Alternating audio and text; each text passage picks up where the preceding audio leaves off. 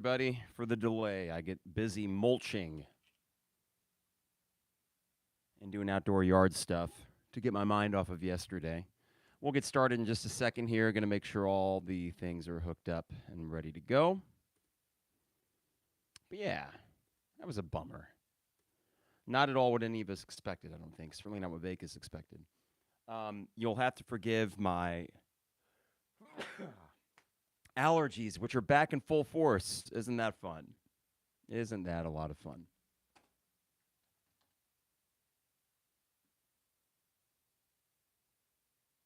You know, it should have been a harbinger of things to come with all the wind and stuff yesterday, that it was not going to go quite as easily as we all had hoped. Check 1, 2. Okay. That's coming through. Check 1, 2.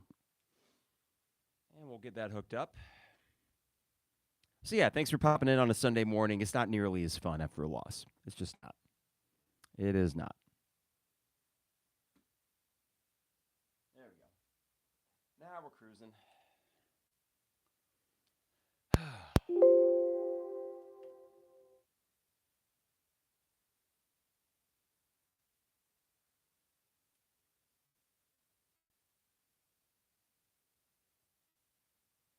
Okay, we'll get going in 1 sec here.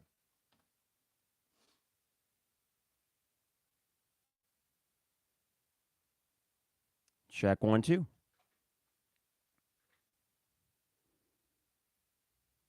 Just going to get the YouTube chat feed up here. And we'll probably go a little bit shorter today because, 1, it's a loss. And 2, we got basketball to talk about this week. So actually, it's a welcome bit of timing to get basketball back in action here.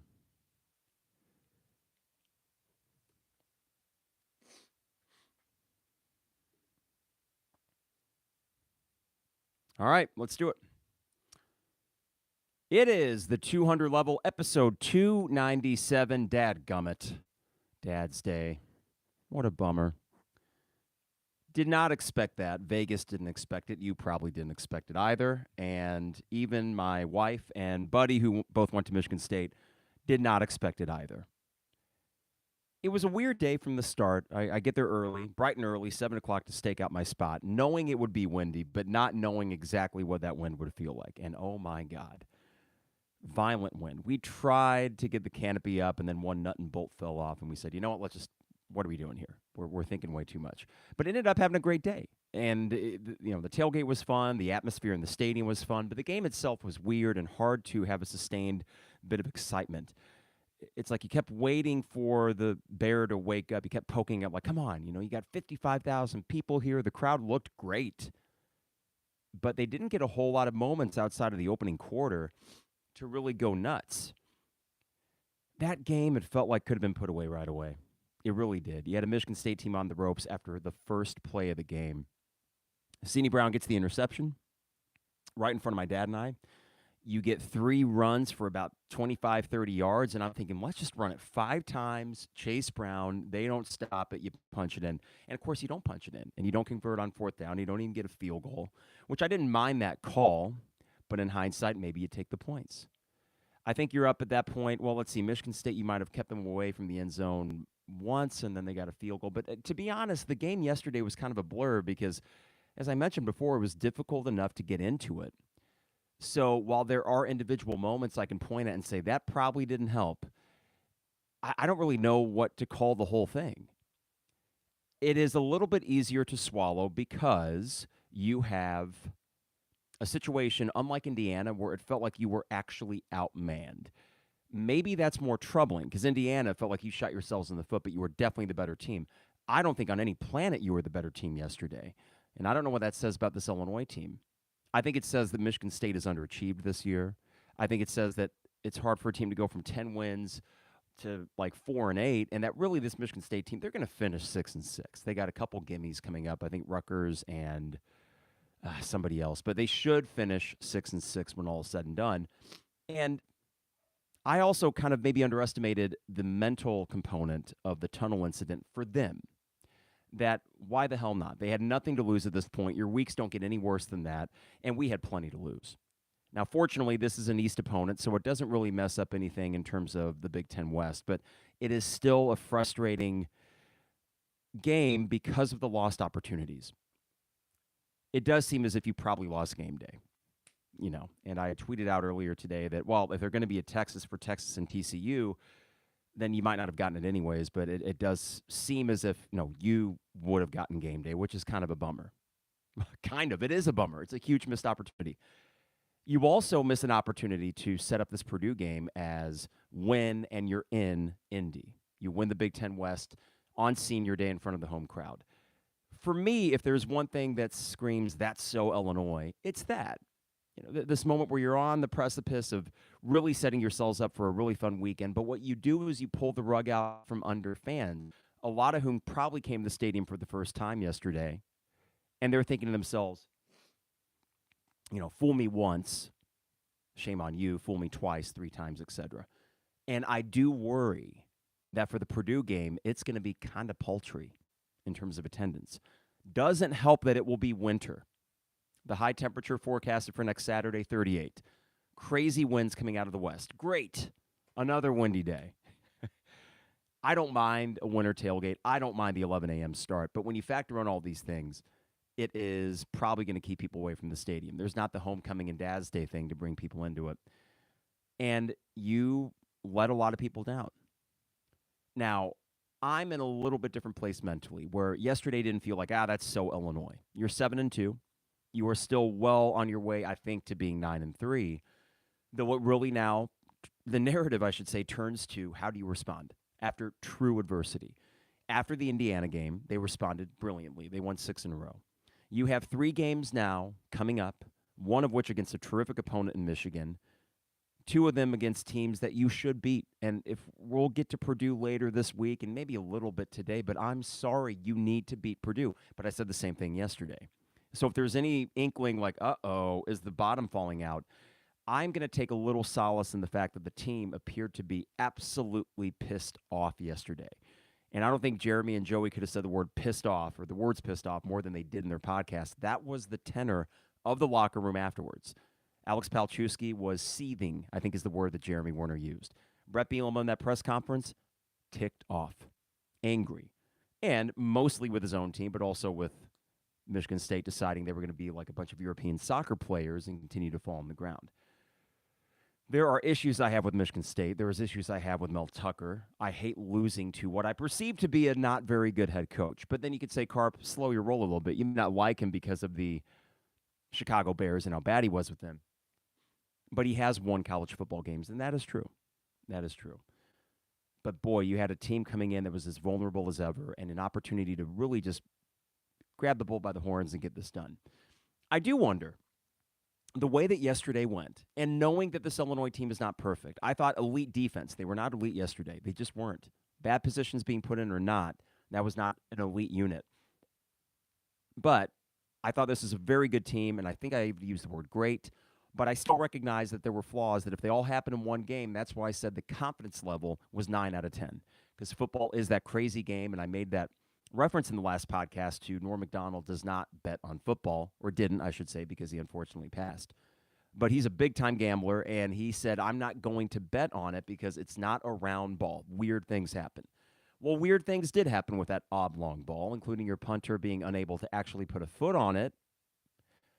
And then that came after a really awful punt not that long before it. Your special teams killed you. Your line play was subpar for how it had been. And I don't think your offensive coordinator did you a whole lot of favors when it mattered the most. You got the yardage, but you didn't have the points. And that's all that matters. So everything came home to roost in one game, and an inspired Michigan State performance. As I wake up today and think if they would have played that game over 10 times, the way those two teams were playing yesterday, I'm not talking about a rematch. I'm saying where those two teams were when they stepped on the field yesterday. You replay that 10 times, you lose most of them. There was nothing fluky about the way Michigan State won. So perhaps that is the overriding concern. But guess what? You aren't playing Michigan State next week, and you're playing Purdue, another Big Ten West team that has struggled mightily against Big Ten West teams. You're playing Northwestern in 2 weeks from now. And, yeah, they had an inspired, I guess you would say, effort against Ohio State yesterday. 21-7 loss. There are no such things as gimmies, I suppose, but if you got a Big Ten title on the line against Northwestern, you damn well better win it. And if you don't, then this team, what I think they are, that would evaporate in a flash. The likeliest outcome still seems to be pretty positive, though. 9-3 seems to be right there for you. And that's really good. And part of the reason I wasn't seething myself when I left the stadium yesterday was because I try to remind myself that all I've ever asked for is just a winning football program. I didn't ask for college football playoff appearances, which, as fun as that was to get in the rankings, it's okay, because you weren't there yet. This is year 2 of Bielema. And I would like to think this is not his best team. I'd like to think that, and I hope that that bears out to be true. I'm more confident in that than, let's say, after the Rose Bowl or after the Sugar Bowl. I do feel, and maybe it's the age talking, being 36 and not a kid, I think there's more in front of us that would suggest, yes, there will be better teams going forward with Bret Bielema than what you have. But then some would say strike while the iron is hot, and I understand that argument too. So here's the two truths I'm holding in separate hands here. The first truth is this. This team is having a much better season than I or anyone else probably would have guessed. And at 7-2, I'm ecstatic about that, and you still control your own destiny for the Big Ten West. On the other hand, we can hold the truth that yesterday was, in many ways, inexcusable. But inexcusable, not so much because of effort or anything like that. I still think Illinois came out and they tried. They just didn't execute, and they made too many mistakes. And they are not good enough, as Bret Bielema said, to make that many mistakes and get away with it unless you're playing a god-awful team. I hope that this is the reset for them that it was for me. I didn't mind leaving the lots yesterday thinking, okay, take a step back. I'd gotten so into it to the point where I had a hard time sleeping Thursday into Friday morning and then Friday into Saturday morning for sure. I woke up at 3:30 on Saturday. Got the tailgate to think about. Can't wait. Watching the radar. Okay, looks like the rain's getting out of here. And then the game. The game especially. That's what I was looking forward to the most. I was so wrapped up in this thing that I was really starting to only think about Illinois football, and I love sports. But sometimes you need that reminder that it is, after all, only sports. And if the old adage, you can't win them all, that's going to bear out to be true for 99% of teams in college football. And I would like to think that as we look back on the 2022 season, in a media guide or just kind of reminiscing, we'd think, oh, yeah, there was that one random loss to Michigan State. And that we're going to be okay with it ultimately because this team will still accomplish something in this way, a trip to Indy for the Big Ten West, or as the Big Ten West representative. You still do that. Then the Michigan State game is relatively an afterthought. You make the Citrus Bowl or Capital One Bowl, whichever.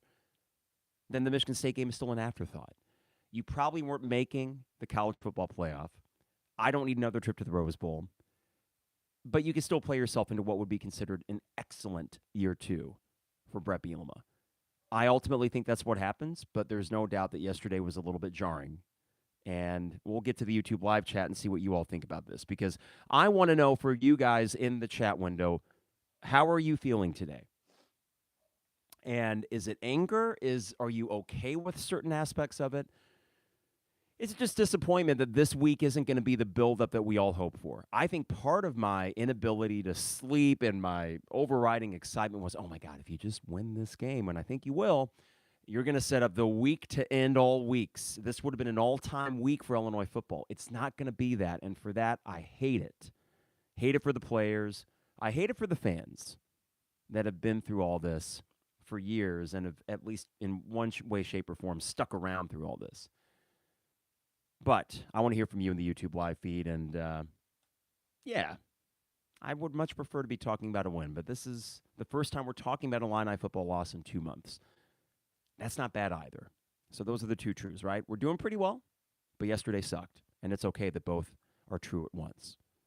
Got to thank our sponsors, of course, DP Dough, online at dpdough.com. For all the best deals and prices, dpdough.com. You can order a custom zone with any topping you want, or one of their favorites like the Maui Wowie or the Buffer Zone. That's at dpdough.com. Also, got to thank Rector Construction, online at rectorconstruction.com for all your home exterior projects. While it is going to be getting colder outside, these guys can work basically year-round. So get a free quote today at rectorconstruction.com. That's rectorconstruction.com. State Farm agent Brian Hansen, online at brianismyguy.com for life, auto, home, business, renters. You name it. It's good to have insurance, especially if you put a hole in your drywall after Illinois loses a game like that. I hope you didn't. But Brian would be a good representative to have just in case you did happen to break something yesterday. Or if your car was in the parking lot and a big branch fell down and hit it. I got to thank our tailgating friend Gino for telling me after I'd parked under a tree, hey, you might want to move over. And sure enough, leaving the lots, there was this gigantic tree that was down in lot 31. So good call, Gino. But got to thank, of course, State Farm agent Brian Hansen. That is brianismyguy.com. brianismyguy.com. And last but not least, Dogtown Heating, Air, and Plumbing. Time to get that furnace check. It's going to be cold this weekend. Friday, a big cold front is moving through. So you want to make sure that everything's in tip-top shape because we are getting beyond sweatshirt weather. We're getting into parka weather. So give them a call today at 217-841-4728. That's Dogtown Heating, Air, and Plumbing at 217-841-4728. Dogtown Heating, Air, and Plumbing, your home's best friend. The Illini Inquirer and the Champaign Showers Podcast Network. Partners with the 200 level. All right, let's get to the chat feed here. And I want to thank the folks that popped in on the Sunday morning because I remember for a long time at 93.5, I would sell radio ads for the sports show. And I would tell people that, even when Illinois is not good, there is a catharsis about sports radio that brings as many people in. Well, I know that is not true. I know it's not true because I see the podcast numbers after wins and then after losses. And even after the Nebraska win, we had the most listened to podcast in 200 level history after the Nebraska win. And that wasn't some remarkable Saturday. It was just they got the job done and they were 7-1. And I think that excitement was reaching a fever pitch. Yesterday was interesting to see 56,000 people in the stands, and it looked great. The student section took a while to fill in, and boy, did they leave early. The minute Michigan State went up 2 scores, they were out of there, and that full student section turned back into the sort of, angled with the corners empty. But I do understand that, and also they were getting pelted in the face with wind, so it would not have been pleasant up there. But I think it indicated to me that not everybody, but most Illini fans were at least sensing the same thing that I was, that boy, this was boiling up and reaching this point where we were about to have an all-time Illini moment. And we aren't going to have that this week against Purdue, which is why the Michigan State game, I looked at these 2 games as a 2-game, A and B, not so much separate games, but 2 parts of a whole. I called the last podcast Home Sweet Home because I thought, okay, here you go. Everything's right in front of you. Home games against 2 very beatable opponents that you would be favored against. And now that package deal's out the window, so we got to focus on Purdue. But before we do that, let's talk about Michigan State and really your guys' overriding feelings about where are we after a loss like that. Peyton says, we all just got caught with our hand in the cookie jar and got slapped in the face. And Peyton, that was really it. Now, the good thing about the way yesterday went is it wasn't some sort of fourth quarter slap in the face. It was a full game where you kind of had to start reconciling with yourself. If we lose, what then? So when we left the stadium, it was an emptier feeling than, of course, a win. But I didn't personally have this grrr. I did the last few times Michigan State pretended they were injured, of course. But I didn't have this sort of pit-in-the-stomach thing like, uh-oh, we blew it, and now we're going to blow everything else. It was more just, in a nutshell, I felt a little bamboozled for having gotten that excited. But then I also tempered that by saying, hold on, you're 7-2, and you still have 2 very winnable games, and we'll see what happens at Michigan. And I still think you can beat Michigan. So it's everything that went wrong yesterday could have. It was the Murphy's Law thing, but I'm not extrapolating that into, oh, well, now as a football program, everything is going to go wrong. On one Saturday, everything went wrong. And if this team is to repeat its own history, they should respond well in the next 3 weeks. Joseph says, hey, it's still year 2, and we can still win the West, and who knows, the last time we felt this down, they rattled off 6 straight wins, including a couple that people thought they had no chance of winning. And Joseph, I'm kind of leaning on that, and not in some sort of blind faith kind of way. I'm leaning on that because after the Indiana game, you heard a lot of the same things that you heard after this one. The stakes were higher, certainly against Michigan State, because of college football playoff talk and all these things that this program has not experienced. So the stakes were higher, but yet the reaction afterwards was the same, and it seemed like a team that realized we did this to ourselves as much as the other team beat us. Now, I think Michigan State, in that sort of spectrum between the opponent beat you and you beat yourselves, this is a little bit more on the side of Michigan State also beating you. Because as mistake-prone as Illinois was yesterday, I thought Michigan State looked pretty good, all things considered. They were occasionally gashing you up the middle for 10, 11, 12-yard runs. That was something we had not seen in the second half. Nebraska might have done that early a couple times, but you settled in. Yesterday, we saw that in the second half against Michigan State a few times. That was troubling. You saw a push from their offensive and defensive lines. They got to Tommy DeVito plenty. It was the worst performance of our offensive line.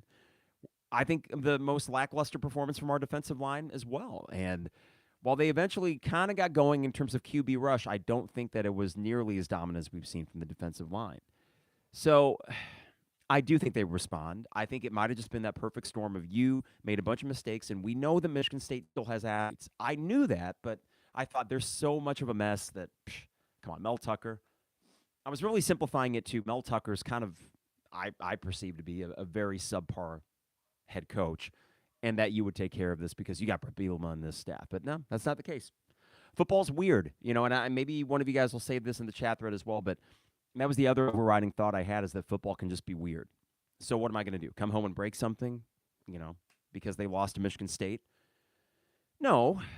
If they lose to Purdue, then all of a sudden we do start changing the narrative a little bit and worry, wait a second, was there a mirage thing going on? I don't want to have that conversation. I don't think we will. And if they come out and they respond well on Saturday, I think the good vibes are immediately back. I actually love that it's an 11 a.m. game and we don't need to wait. Just get back on the field. Get back on the field and let's get to it. Okay, this is from Jeremy. Despite the setback yesterday, 9-3 is still attainable. Indy in the Big Ten title game is still there for us. A great bowl game is still on the table.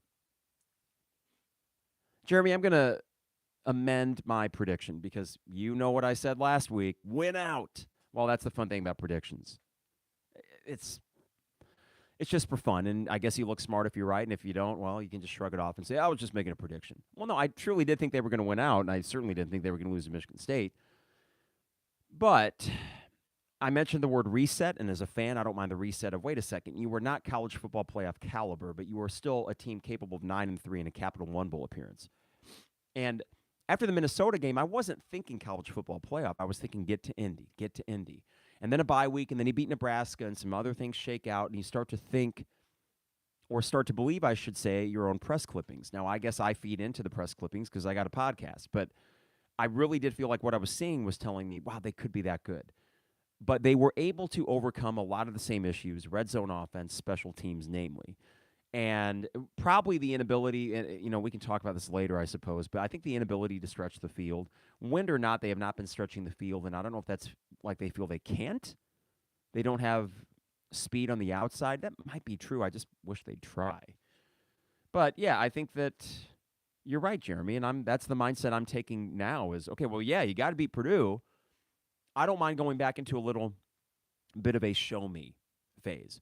After the Indiana game, you might recall that you might recall, I was just a little pissed off. And it was kind of funny because I didn't mention this. Yesterday, Taz Nicholson's grandpa, who listens to the podcast, and we had a good conversation in the lots, really cool guy. He drives up from Mississippi for all these games. And he started laughing when he mentioned, man, after that Indiana game, and I was kind of worried because I remember just criticizing everybody and everything in that game. I was so sick of it, and I was like, here we go again. Though maybe the criticisms I had against the defense towards the end of that game and just a couple sloppy mistakes, he might have agreed with it, but it was great talking with him yesterday. And I was just thinking, after that, I took that, you got to show me. This team has to show me again. Now, unlike the show me after Indiana, where I said, I'm not going in the stadium, I'm staying in the parking lots. And I did, somewhat stubbornly. But then they won that Virginia game so resoundingly, and Virginia, not great, but they did compete yesterday at home against UNC. They only lost by 3. UNC is a top 20 team. So I don't think Virginia's as bad as they looked. I think we helped make them look bad because their defense is terrific that day. And that was enough to make me say, okay, well, go back in for Chattanooga. Okay, don't be such a curmudgeon. Everything that you want is still there for you. And at that point, it was still 7-5. Make a bowl game. Music City Bowl would be great. Avoid Detroit if you can, but I'll take a bowl game. Well, now, of course, the expectations have changed, and they changed because of that 3-game swing between Wisconsin, Iowa, and Minnesota, which are looking like better wins. If you think about it, Wisconsin especially is looking like a better win. And keep in mind, they lost to Michigan State, too. So Michigan State, I've used the word they're just a mess, and I still believe that, but that doesn't mean they aren't good enough to pop the upset. How much better is Illinois than Wisconsin? If they were to play 10 times, I think Illinois wins 6. I don't know about 7. So that is to say Illinois is a little better than Wisconsin. On that day, they were a lot better than Wisconsin. But what this team, to their credit, has done is they've maximized their talent. They've taken advantage of the schedule. You can only play the games in front of you. And that if I were to kind of reframe it and I ignore the Vegas spread of 17 points, which might have been ridiculous, but I don't know. I thought, yeah, that makes sense. Then it's not like yesterday was quite as shocking as you might have been led to believe. But then again, on the other side, he still should have won yesterday. So these are the two truths, right? I'm back in show me mode. I think they will against Purdue. I like the number of veterans on this team and the edge that they usually play with. Maybe that edge, when you win enough and you were not accustomed to winning, how can you maintain that angry edge week in, week out? And maybe not angry, but the business-like approach, right, that helped this team get to the 7-1 record. How can you maintain that level consistently if you've not done it before? It would have to be tough. Even if you're saying the right things and even if you believe that you're approaching things the right way, there is probably some intangible edge that these teams need to continue to win week in, week out. So perhaps this is the reset that not just fans, but also the program or the team needs. I think the program's fine. The loss sucks for this team in this season. But I don't think it's by any means indicative of, oh, well, we had a good run, 7-2, and now we're going to. No, I don't think this is any indication that things are going by the wayside. It certainly does suck, though. See, you might be thinking, Carp, are you kind of contradicting yourself here? It's like the dichotomy of after a loss. Am I just trying to sugarcoat things and make myself feel better, or do I actually believe this? I actually do believe this team still is 9-3 right there, and that's fantastic. And I'm not canceling my room in Indy. It's refundable in case something goes wrong. But I still think that is the goal, and that's right there. And whether they were 10-2 or 9-3, it's still pretty damn good. And this could end up being, oh, that was the random loss. That was the stinker. Better to lay a stinker, if we're being honest, which every team is capable of doing. Better to lay the stinker against Michigan State than Purdue. So if you come out and you look good against Purdue, I mean, why can't you do what Iowa did against Purdue? Let's talk about that for a second. 24-3 yesterday. Iowa's offense looked halfway decent. So Purdue's defense leaves a lot to be desired. We saw that with Wisconsin and what their offense did. We saw that with Iowa and a struggling offense. Well, Northwestern and Purdue seems to get them back. What are the two teams you have remaining? Purdue and Northwestern. I don't think Purdue can match the physicality or athleticism of Michigan State. I don't think they can. It is going to be windy, and I know the wind didn't help Illinois, but who needs the passing game even more? Peyton Thorne has more than just a Charlie Jones, and Peyton Thorne was tremendous yesterday. And Aiden O'Connell, I think, might be more of a system quarterback than what you would consider a guy like Peyton Thorne that, while he doesn't have the gaudy numbers of an Aiden O'Connell, seems to be maybe a little more versatile. Now, I think that's my long-winded way of saying, do what Iowa did. You should. The elements are still against Purdue. I had a random thought today as well. It was wind coming out of the south yesterday in the stadium, and it swirls. So it's like both teams are getting pummeled by the wind yesterday, and Michigan State handled it better, which surprised me and was a little bit disappointing as an Illini fan. It's like, this is your stadium. Like, you should be able to use those things to your advantage. No, Michigan State used them to their advantage. The wind is coming out of the west. That's the forecast. So we're going to have like a kickoff temperature of like 32 degrees. And sunny, but really windy out of the west. And I'm thinking, well, what team's on the east sideline facing that wind? All I know, and all I'm saying here, is I know how I felt after getting pummeled in the face with 60 mile per hour wind gust when it was 60 degrees outside yesterday. Over the course of a game, for a team that has that spread pass attack, that is so reliant on going through the air like Purdue does, and just the human component of getting pummeled in the face with consistent 25 mile per hour winds and gusts, I don't know. Am I looking for some extra assurance that we're going to win next week, perhaps? But that doesn't help them. So come on, see, I'm already switching gears to Purdue. Maybe that's healthy, switching gears and not focusing on Michigan State. But there might be some overriding concerns, and maybe you guys will get to it here in the live chat. Jacob says 0 for 3 in the red zone is killer. Or sorry, 1 out of 4, Jacob. So they missed 3 opportunities in the red zone. It's a killer. Yeah, you're right. And it really started with the opening drive. The one time, by the way, that you started a drive in Michigan State territory, and they had more than a few that started in your territory, that kills you as well. Field position, red zone offense, special teams in general. And I want to hit on this real quick. You got rid of Tony Peterson after 1 year. I don't think just getting rid of a guy is always the right move, but I'll be interested to see it years in. Do they just cut ties with Snyder, the special teams guy? Because this ain't working. It's not. And it arguably has cost you 2 games. We looked at last year and the change they made at offensive coordinator because you lost games on account of Tony Peterson's offense. You're losing games on account of Snyder's special teams. If you got the pockets to do it, make a move. And to me, I don't want anyone to lose their job, but if Bielema has put out the precedent that if you're losing us games, you're out of here, then that's a move that I think has to be made. So we'll watch it. But this is Joseph. I got a lot out of getting all Illinois possible now, and now I don't want to look at anything. This is the first thing I've indulged that's Illinois related. So, Joseph, is your point there that you took a break after the game until now? Like you just tried not to consume anything? I know last night I didn't try to think about it. It sucked, and I didn't want to watch any videos or anything like that. It's like, okay, take a break. I went on a run this morning. I listened to Jeremy and Joey's podcast to kind of get my mind back into Illinois football mode. And, yeah, I'm with you, though. And I know this podcast is not going to be the most listened to 200-level podcast. And success breeds success for not just the team on the field or the court, but everyone that covers them or all the people that sell merchandise. So it's a shame that all this momentum we were building up is kind of halted. But I do love that it's only a temporary halt and that you can get it mostly back on Saturday without all the pomp and circumstance of game day, which would have been amazing, and without the ability to clinch at home, and that sucks. I tell you what, though, after the way yesterday happened, I think it's clear, and am I just trying to make myself feel better? Yeah, I said they were going to win out. The way yesterday unfolded was a stark reminder that you were not elite yet, and you would have lost another game. You just plain would have.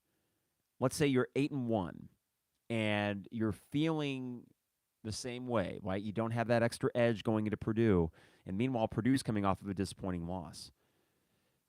Then, well, I think you run the risk of losing to Purdue. I just think that the weird game was going to happen. Unfortunately, it happened yesterday, but fortunately, it was a Big Ten East team that doesn't do a whole lot in terms of your division standings. One thing I want to hit on real quick that I know Jeremy and Joey did, because there was an angry YouTube live commenter saying, so who cares if you win the Big Ten West? And I agree with Jeremy. Stop. If you win the Big Ten West, that's an accomplishment. That's something that on the Wikipedia page, they shade that season yellow or orange based on you're a conference champion or a division champion. It's something that the coaching staff can sell. It's something that I will remember forever. I want to go to Indy regardless of what happens in Indy, because I don't know if the next time we'll get that opportunity after realignment. Enjoy what's here, which is 7-2, and the possibility of going to Indy. Don't let a down Big Ten West take away from the fun of this. We're still a good football team. We'll find out if they're great. I don't know. But they're good to very good. And that's more than I could have expected this year. And for year 2 of a program rebuild, you're telling me they could make Indy? And it's still right there in front of them? I mean, that's why I think it tempered my anger, so to speak, yesterday, is that all I've ever wanted was a winning football program to make my football Saturdays that much more enjoyable. I have that right now. And I think we'll continue to have that in some way, shape, or form. So this is what football teams deal with. Upsets, disappointing losses. If it happens time and time again, as it did for decades with Illinois football, then you just suck. But in this season, it's hard to extrapolate one bad Saturday and say, oh, well, that nullifies everything before, because it doesn't nullify anything that they've done. So disappointing, yes. Infuriating, depends on how you look at it. Infuriating that you missed an opportunity to get things done now, but the ultimate goal, you just pushed it back in terms of when you might accomplish it. And I still think you can beat Michigan. I'm going to keep saying that. So I'm going to keep saying that. I think I still believe it. I really do, despite what happened against Michigan State. All right, here we go. This is from Jacob. I was angry at first, but then realized everything is still there in front of them. The college football playoff was a long shot regardless, so let's get Purdue and we're back on track. Exactly. That's where I'm at, Jacob. And excited to get there on Saturday. It's going to be cold, but I'm okay. I like the novelty of a cold game. And as a newly minted tailgate leader or whatever, getting the canopy and get everything set up, this is a new challenge. I'm going to embrace that challenge and be excited. And listen, the older I get, I'm up early on these game day Saturdays anyways. Why wait? Let's play at 11. No need to wait. From Peyton, I'm disappointed, but I still trust the anger in the Smith Center is enough to get this team right before Purdue. Peyton, I was talking to my dad after the game, and he said, and I'm with him on this, that for this last 3-game stretch, apparently this team did need something extra. I am going to take the mindset this week of, okay, now you've got real adversity. You have to deal first with the disappointment and the air being let out of the balloon that this once-in-a-lifetime opportunity is not going to happen the way that they probably foresaw it. And I don't care who you are in that football performance center. You were starting to visualize what Purdue was going to be like. There's no doubt that they were, because that's human nature. And they could say all the right things, and Bielema could say, this is all about this week. But if you are a human, fan or player, you are thinking, if we just win, then Purdue, can you imagine that week? It would have been that way. And that's, on one hand, a shame, but on one hand, maybe a bit of a relief. If you were to say there's 2 options here, Carp, and I think these are not the only 2 options, but option A is you get game day, but there's a chance that you just lay an egg against Purdue because you're feeling so good. And I'd say, ooh, what's option B? Well, you lose against Michigan State and you don't get game day, but you're feeling a lot better about beating Purdue. I'd take option B. Now, you might be saying, Carp, what is this deal you're playing with? Like, you're taking some major assumptions that those are the only 2 options. I truly believe the way yesterday unfolded, as I said, was an indicator this team was going to drop a stinker at one point, and it probably was going to happen in one of these 2 games. It probably was. I mean, Michigan, could you call it a stinker if they go up and they lose by 10, 13, 14 points against Michigan? I don't think so. That's just maybe Michigan outmanning you, but you laid a stinker yesterday, and better than this upcoming week. You might be hearing Rosie on this podcast, by the way. All right. Billy said, yesterday snapped me back into thinking about the bigger picture a little more, and things still look pretty good. I agree, Billy. It snapped me back into that as well. All about perspective, I suppose. I came back, and I think my wife and my in-laws were thinking I was going to be, super pissed, and I wasn't, because it's just, hey, you guys won. It's not like, yes, the European soccer faking injury thing is annoying, but that didn't dictate how the game went. Like, if you're Illinois, you overcome that. And if you don't, guess what? Michigan State deserved to win. So it does make it more palatable than the Indiana game in that you replay that 10 times. Unlike the Indiana game, you replay that 10 times, you're winning that game 8 times. I think it might be the inverse for what we saw yesterday, and that in a weird way makes it more palatable, though it might indicate that this team is not ready to play yet with the big boys. That might be true. Okay, let's see here. This is from Jeremy. Disappointed in how yesterday turned out, but still optimistic for the remainder of the season. We're ahead of where I thought we'd be in year 2. Jeremy, agree with that. Michael says, that was disappointing. I'm disappointed. I hope the team is angry. Last time we played like this, we rattled off 6 straight. That's the hope. And Michael makes a good point here. We had 2 punts that were basically that were basically turnovers. Yeah. Can't happen. Cannot happen. I hope this kid, I think his name's Dooley. Is his last name Dooley? And maybe chat window, you guys know. They're bringing in a scholarship punter next year. They need it. Good God. You cannot lose games on punts. You can't just straight up miss the ball with your foot. It's not personal. It's just if you're going to be at this level of football, you can't do that. And you will lose games because of that. So you could argue more than red zone offense, more than any of that, special teams have directly resulted in the 2 losses that you've had this year. And I wouldn't necessarily disagree with you. It goes to show the value, as boring as it may sound, of if you're just sound in your 3 levels, just sound in all 3 levels, you win more games than you lose. And Bielema mentioned yesterday, we did everything we could to lose that game. And I might be paraphrasing that, but it's true. And most of it, or I should say at least half of it, was on that phase of the field that's only on the field for a few plays a game. Those plays can change games. And unfortunately, the punting absolutely killed you yesterday.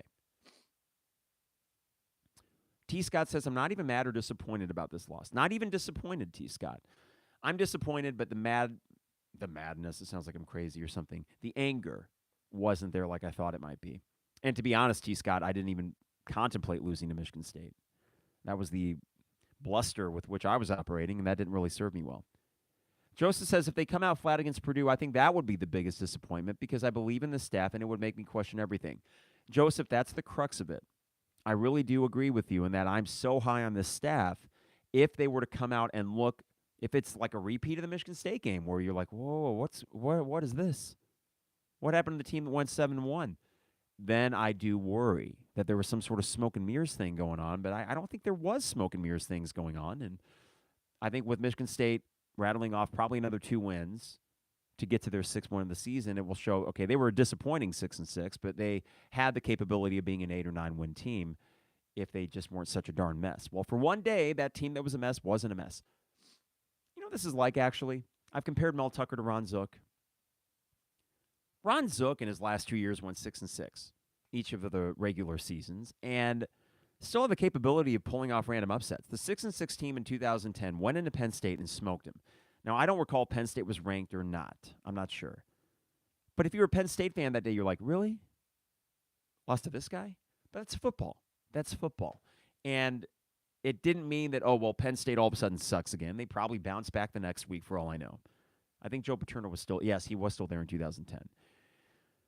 So we are not familiar ourselves with fans, as fans, with this kind of success, right? This is the first time since 2007 they've started a season this well. So we are growing accustomed to it ourselves, and I think because of that, you know, at first it's jarring, but then you realize almost every program deals with this, and they get over it. So I feel optimistic, and hopefully having turned over a new leaf as a fan that, well, wait a second, it wasn't what you wanted, but you live to play another game, and they do on Saturday. I'm going to be there, and the excitement will bubble up.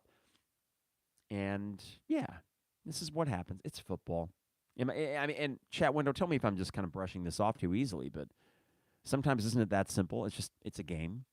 Weird things happen. One team is feeling it on a given Saturday, and the other team is not. I don't know. When you have so many variables in any given football game and the way that ball can bounce, it just bounced in Michigan State's favor yesterday. And I don't know. I can live with that oddly. And maybe that's I'll throw this out there. Having been to the Rose Bowl talk was percolating again, and I was like, I don't want to go out there. It was a pain in the ass. It's expensive. The stadium sucks. It's freezing cold in the mornings in that valley. It's not what it's cracked up to be. It's better to watch on TV than it is to be there. I assure you. And I think I would have even been saying that if Illinois had won the Rose Bowl. The surroundings and everything, and if anyone else was out there in 07, correct me if I'm wrong, but I thought it was a pain in the ass.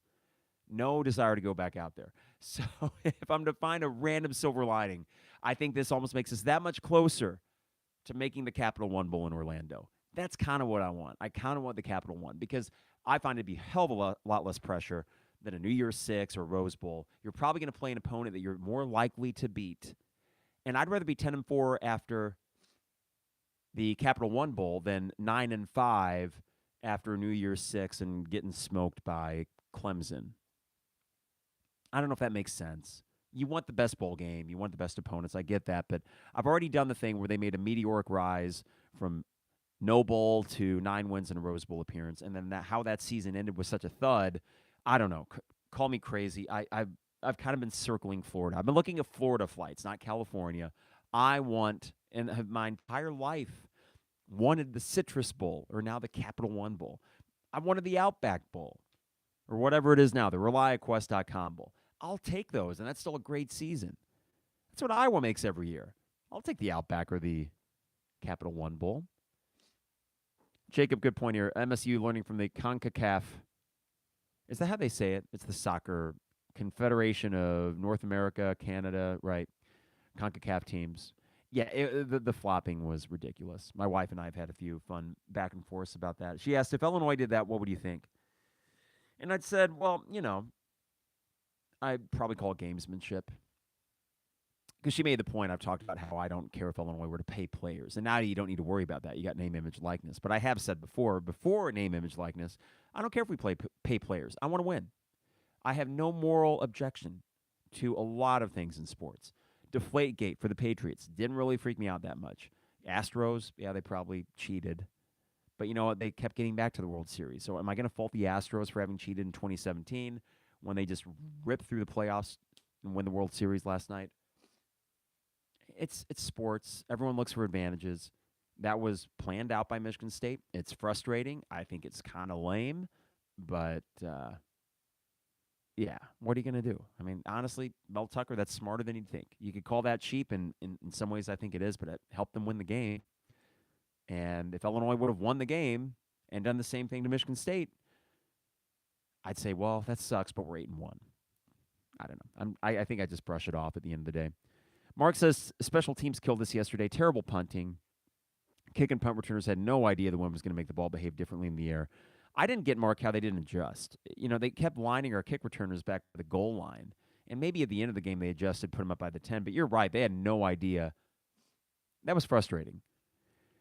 Mark says, how about a yellow card or something for the soccer players that keep getting hurt? LOL. What a bunch of BS that was. I did say a few choice words, and I feel bad because we got such a nice couple that sits to the left of us. We got a really cool couple guys in front of us, though I don't think they mind the cursing so much. I try to keep it at a minimum in case I have a student that happens to be around because I'm a teacher, but that last flop by number 33, that really got under my skin. T. Scott says, this team already exceeded my expectations, so I'm just going to enjoy this, and I trust this staff. I think that's not an overly positive thing to say, T. Scott. I think based on what we've seen in 9 games, that's still an approach that you can and probably should take. And I'm going to try to do the same. This is from Michael. Nope, feel the same. Every team has a game or two like this. So, Michael, you're referring to when I said, hey, you know, it's football. Am I crazy for saying that? The difference is teams like OSU usually win the poor games where teams that are still building, growing, lose most of them. That's true. There are the exceptions. There's the 6, 7, 8 programs that are elite or, you know, vying for national championships, and they can overcome a poor game, but most teams cannot. And that's why most teams finish with 3 or more losses. There's not a lot of 2-loss teams. I felt we were going that direction. Well, you got 2 losses now. You might still finish 10-2 for all I know. But that was a poor game, and you lost the poor game, and sometimes it's as simple as that. You sucked, they didn't, you lost. Okay. Finally, here from Dustin. Agree about the Rose Bowl. I've lived in L.A. a while and have lots of friends I could see, but L.A. stadiums have great views, but are pretty annoying to get to and out of much like the rest of the city. I remember, Dustin, we woke up at the crack of dawn. We stayed in Long Beach, which is kind of puzzling because that's so far away from Pasadena, but it might have been because of cost, to be honest. So we flew to Orange County, stayed in Long Beach, took like an hour to get up to Pasadena in the dark of night, and then an hour to get home. Probably longer than that to get out of the golf. They have a golf course parking lot there. It was a pain in the ass. Just a bummer. And even if they would have won, it would have felt like, God, can we just get back to the hotel? I really didn't like it. And Joseph says, hey, look at Notre Dame this year. They've lost a couple games to even worse teams because they make mistakes. All teams do this outside the Ohio States and Alabamas of the world. And by the way, Joseph, you have as many losses as Alabama. Be right, Notre Dame, a couple terrible losses, and what do? They beat Clemson. They smoke them last night. Good for Marcus Freeman. I'm rooting for him because he seems like a cool guy, the coolest coach they've had in a while, and I hope it works for him because he's certainly a nicer guy than Brian Kelly, or I would assume. But that's a pretty low bar, of course. Well, there we go. I mean, this is not to say there's, this is hunky-dory. You had a lot of issues yesterday that I hope are correctable, and I think we have enough tape that would suggest that this team is better than what we saw yesterday. They just stunk. They really did, and we can look at all the box scores. I didn't even mention the box scores, the fact that you gained 440 yards to their 290, but it didn't matter. Too many mistakes, uncharacteristic sloppiness from this team. Fix it. Come out angry. Chip on your shoulder. Beat Purdue. That's it. Beat Purdue, and we're still rolling. And I love the 11 a.m. I want to get back out to the tailgate at 2:30 on a cold Saturday and have a celebratory drink as you're 8-2 and well in position to make Indy. Because if it comes down to just beating Northwestern, you're going to do it. I trust this team enough that if they need to beat Northwestern to make Indy, they will. Michigan State's a whole different beast than Northwestern. All right, that's all I got today. I want to thank you guys for popping in on this Sunday. The Bears are about to start, or the Bears have started, so I'm going to go watch it with some interest, seeing Justin Fields start to turn out to be a decent quarterback. But we will be back, guess what, tomorrow. Tomorrow night, Illinois basketball starts. ESPNU, 8 o'clock tip. We'll do the second half here. I hadn't even thought about it, so I'm going to be watching this team for the first time. I'm excited, so join us for a live second half basketball podcast. Illinois versus the Eastern Illinois Panthers. Excited to see all these shiny new toys on Illinois. We'll also do one Friday. And who are they play Friday? That's the banner raising ceremony. Saturday against Purdue. Maybe we'll do a midweek before Purdue, but I'll probably talk about football during both the Monday and the Friday podcast. But yeah, we're getting back into basketball season. Great timing for that. A welcome distraction this week until we get to the Purdue game. So here's what should happen this week. 2-0 in basketball. You beat Purdue in football, and we're feeling great. This is sports. There are disappointments. I think this team can overcome it and still achieve everything that we want them to do. And that I'm sure they want that much more. All right, got to thank DP Dough online at dpdough.com. Online at dpdough.com. They deliver anywhere in Champaign-Urbana, so order online at dpdough.com. That's Rector Construction, online at rectorconstruction.com for all your home exterior projects, rectorconstruction.com. Dogtown Heating, Air, and Plumbing. Give them a call today at 217-841-4728 for a furnace check, because it's getting cold in the next, 6 days. So you want to make sure your furnace is tip-top. Dogtown Heating, Air, and Plumbing, your home's best friend. And State Farm agent Brian Hansen, online at brianismyguy.com. Life, auto, home, business renters, you name it, Brian is my guy, and he can be your guy at brianismyguy.com. Illini Inquirer and the Champagne Showers Podcast Network, partners with the 200 level.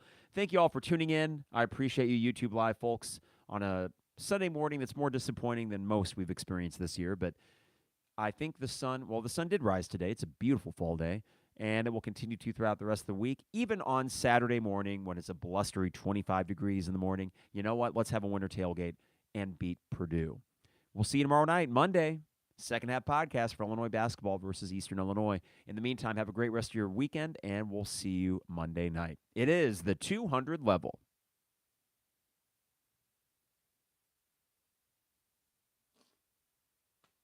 Thank you all for bearing with my allergies, my late arrival, all that stuff. But yeah, we'll be okay. And I think I'm a little bit heartened, actually, to see I'm not alone and feeling like it sucks. But on the other hand, it's not a killer. And it does not take away from what they've done and what they still can do and what I think they will do. So have a great rest of your day, everybody. And we will see you later, YouTube friends. Adios.